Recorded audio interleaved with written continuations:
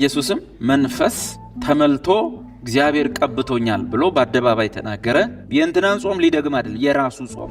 ክርስቶስ 40 የጾመው የራሱ ምክንያት ነበረው አለ እና ክርስቶስ እሱ የማይፈታው ችግር ኑሮት ሌላ ችግር ወደሚፈታ አካል ነው የጾመው ማለት ነው። እሺ ባይጾምስ ክርስቶስ ወንጌልን ማስተማር አይችልም ነበር? ዝም ብሎ ክርስቶስ ያለ ጾም ወንጌልን ዝም ብሎ ማስተማር መጠመቅ እንዲህ ተሰቅሎ ዓለምን ማዳን አይችልም ነበር ወይ? ለምንድን ነው የጾመው? መጾሙ ብቻ አይደለም የሚገርመው የጾመባቸው ቀናት 40 ቀናት ለምን ሆኑ?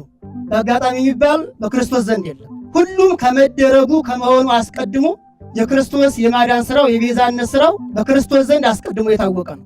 ለምን ዝቅ ብሎ 39 አልሆኑም ቀናቱ? ከፍ ብሎ ደግሞ ለምን 41 42 ለምን አልሆኑም? አምላካችን ክርስቶስ እንደነገረን እኔ ሕግና ነቢያትን ለመፈጸም ነው የመጣሁት ብሎ ነቢያት 40 የጾሙትን እሱም የጾመበትን ቀናት የጾሙን ቀን 40 አደረገ ማለት። ስለዚህ ጾም ምንጊዜም ከምክንያት ጋር አይያያዝም። ውጤቱስ ምንድነው? በመንፈስ ተሞልቶ መጣ ሲል ነበር። ምን ማለት ነው? ተረድቶታል ወይ?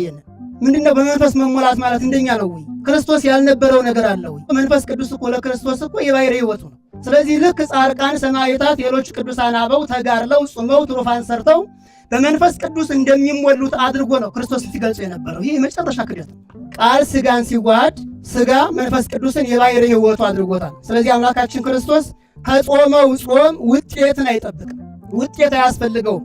ለምን ካልን የሚጎድልበት የሌለ የባሕርይ አምላክ ነው። ሁሉን ሰጭ ነው፣ የማያልቅበት ባለጸጋ ነው። ክርስቶስ ከዕለተ ጽንሰቱ ጀምሮ እስከ ዕለተ ዕርገቱ የሄደባቸው መንገዶች ሁሉ አንድ ክርስቲያን ከተወለደበት ጀምሮ እስከ ዕለተ ሞቱ ድረስ እንዴት መሄድ እንዳለበት ለሕፃናት አብነት ሆኗቸዋል፣ ለወጣቶች አብነት ሆኗቸዋል፣ ለሽማግሌዎች አብነት ሆኗቸዋል። ለእያንዳንዱ ሕይወታችን አብነት ሆኗል። ስለዚህ አብነት ለመሆን ጾምን ባርኮ ለመስጠት ጾማችንን ለመቀደስ ዋጋ እንዲኖረው ለማድረግ በጾም ክፉ ሐሳብ ሰይጣን ድል እንደሚነሳ ለማሳየት እንጂ ክርስቶስ ምክንያት ኖሮት የሆነ ነገር እንደፈለገ አድርጎ መግለጽ በጣም የተሳሳተ አስተሳሰብ ነው ማለት ነው።